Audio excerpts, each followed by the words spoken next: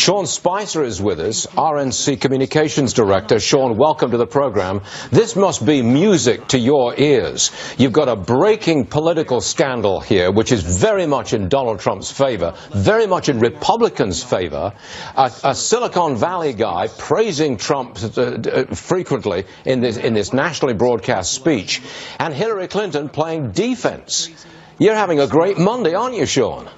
I am having a great Monday, but I was having a great week last week, too. I think that's sort of the missing part of this, Stuart. I mean, as we were heading into the tail end of last week, we had stories about Clinton Inc. and their pay-per-play scams between Doug Bann, Declan Kelly, Bill Clinton in the State Department, trading off favors for money. We had Obamacare for the second year in a row reporting double-digit premium increases. We had a great report on our absentee ballot and early vote program. We saw polls in some of the battleground states squeezing, and then this happened. So I've said this before, I'd rather go into the closing days of an election with the wind at your back than sort of ahead in the wind and facing a headwind.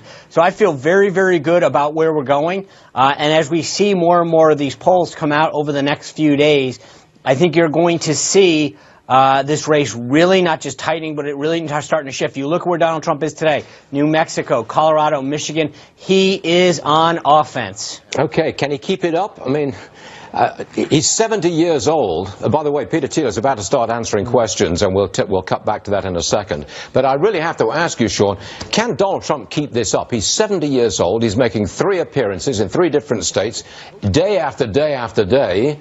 How's he holding up?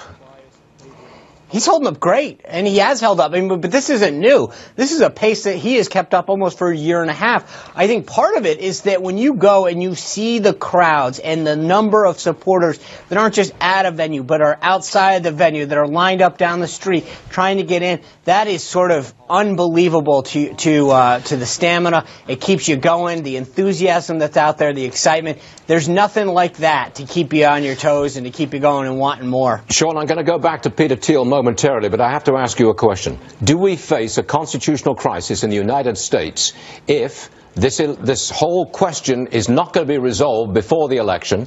What happens to our country and our Constitution if Hillary Clinton is the elected president of the United States next week? I got to be honest with you, I'm not thinking. And it is because I think when you see all those things that I enumerated, we're going to win. It's not going to be an issue.